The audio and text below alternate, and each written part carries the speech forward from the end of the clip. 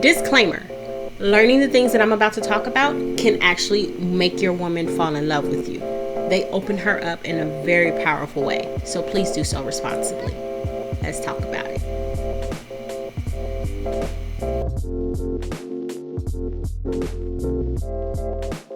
The A, C, U, and G spots. These things, some of them you've heard of, some of you have explored, and some of them you probably have accidentally tapped into without even knowing it.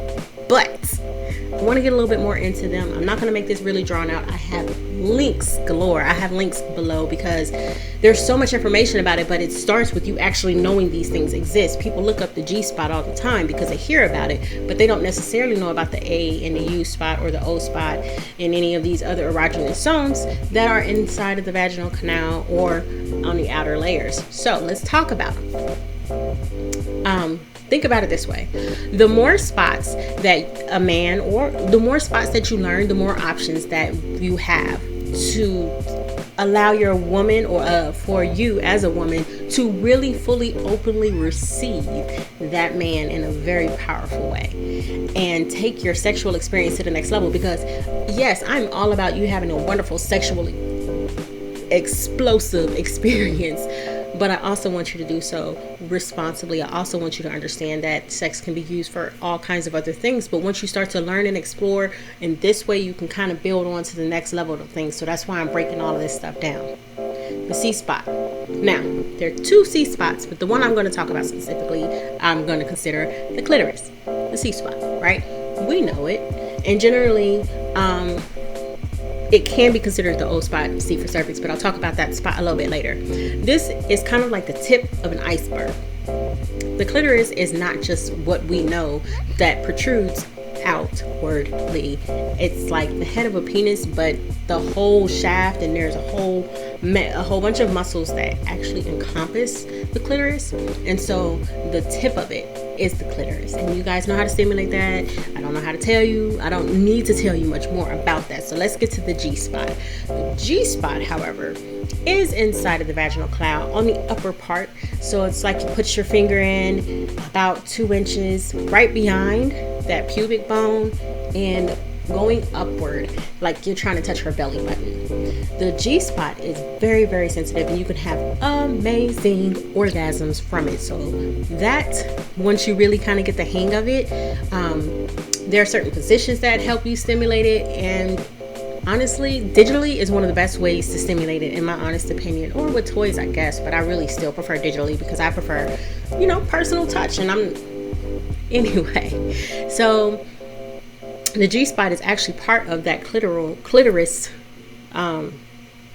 the whole clitoris. So it's almost like that internal on the backside of that iceberg, and that's why it's incredibly sensitive. It's like a spongy tissue.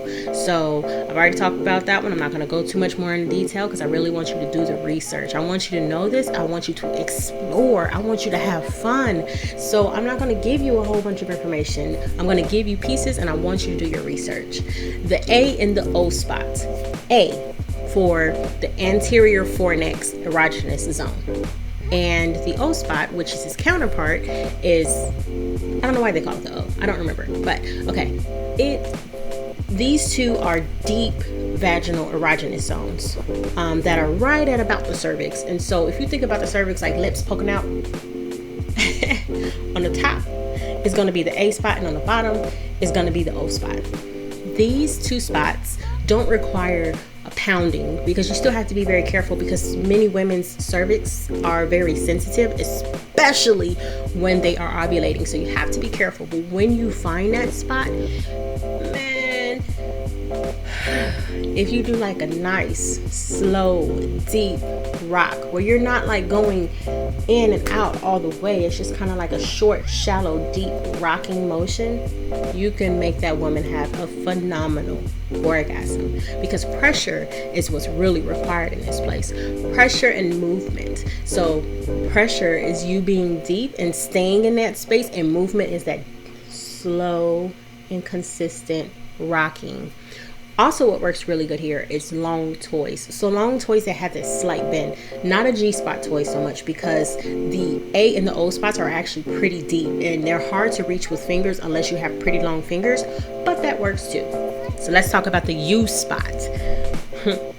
The U spot is kind of like an upside down U. Excuse me.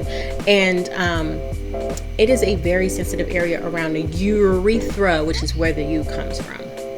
That being said, clean hands are an absolute must. I cannot express that enough, because you can create a bladder infection if your hands are not clean and you're touching an area that is considered the urethra, because it's highly, highly sensitive to germs.